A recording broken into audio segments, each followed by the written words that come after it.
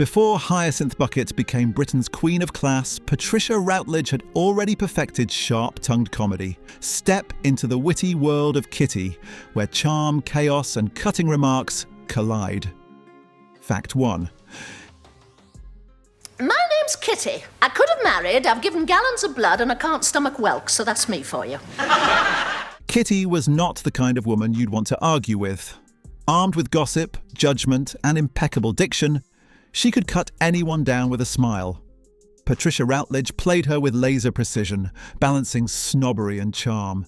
Kitty wasn't cruel, she was just frighteningly observant. Every word came laced with polite venom. She spoke as if she knew everyone's secrets, and probably did. Conversations with Kitty were duels, not dialogues. Her raised eyebrows were as powerful as her punchlines. Audiences loved how she combined sophistication with absurdity. Beneath the politeness was pure chaos waiting to burst. Kitty represented every nosy neighbour you've ever met, only sharper. She didn't shout, she sliced. Her delivery made ordinary gossip sound like Shakespearean insult, and that made her one of the funniest women on television. She said, "It's my grief," and I said, "Well, it wants washing." Fact 2. There's a mauve pedestal mat of mine too. Unlike most comedy characters, Kitty didn't need anyone else to be funny. The brilliance of the series came from long monologues delivered directly to the camera. She spoke to viewers as if they were her trusted confidants. Each rant revealed her personality, snobbish, self-important, but irresistibly human. Patricia Routledge performed these speeches like miniature theatre pieces. Every pause, glance, and sigh carried meaning. She could shift from charm to outrage in a single breath. The humour came from her contradictions. She believed she was reasonable while saying outrageous things. Viewers couldn't help but laugh at her complete lack of self-awareness. Each story she told felt spontaneous, even though it was precisely rehearsed. Kitty made audiences feel like they were eavesdropping on private lunacy. These solo moments became masterclasses in comedic timing. Routledge proved that one actor, one chair, and one expression could fill the screen. Or whatever the current dance craze may be. Fact 3.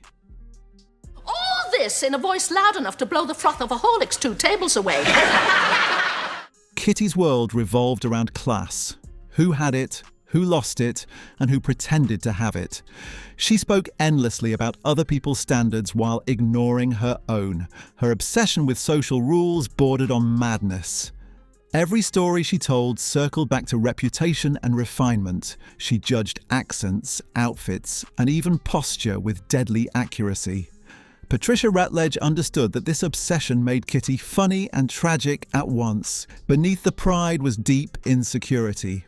She wanted to belong to a world that didn't really exist anymore. Her attempts to sound superior only exposed her desperation. Audiences recognized the type instantly. The self-proclaimed expert on etiquette who secretly feels excluded.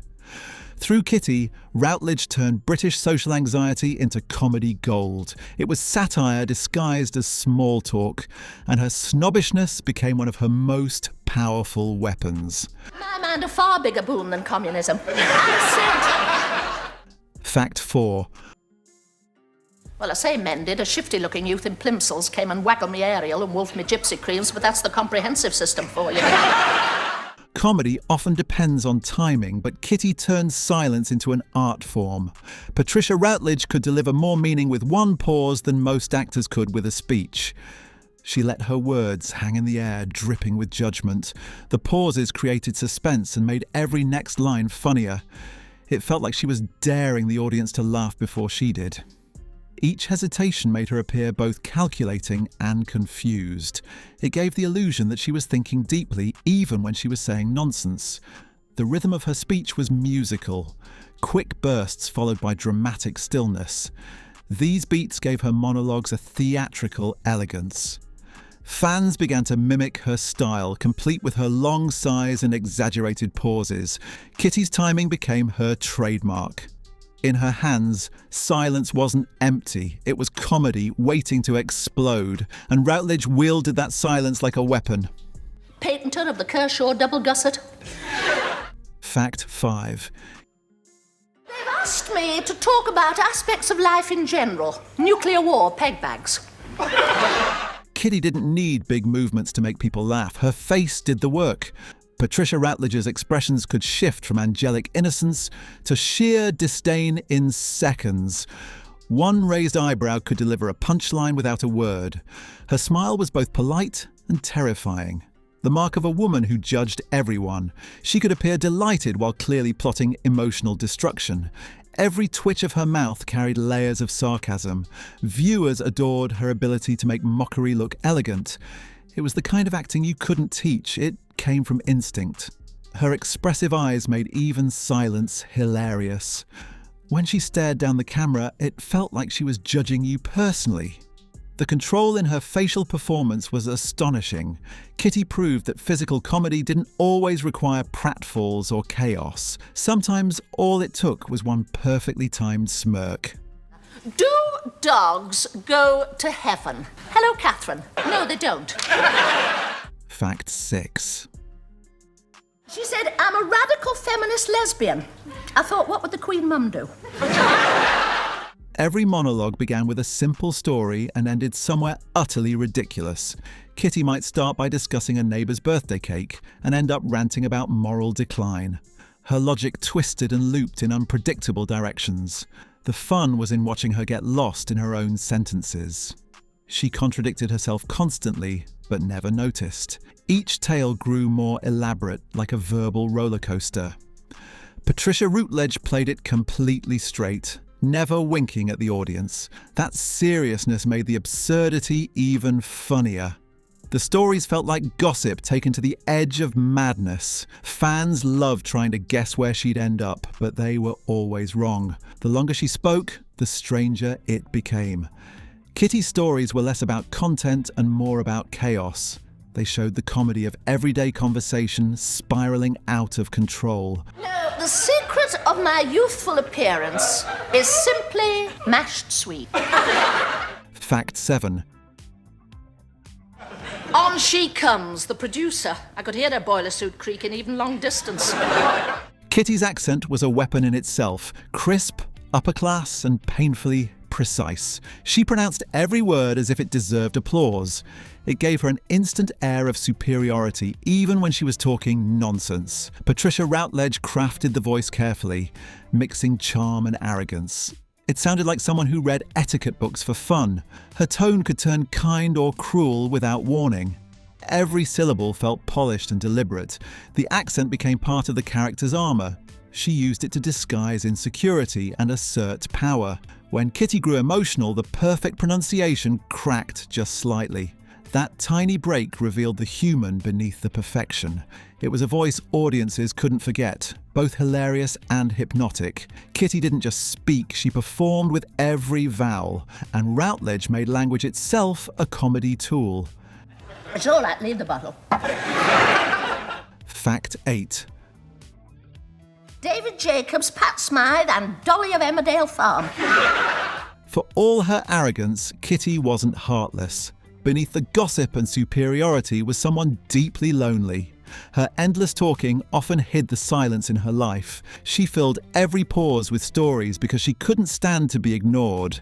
Patricia Routledge gave Kitty a flicker of vulnerability that made her real.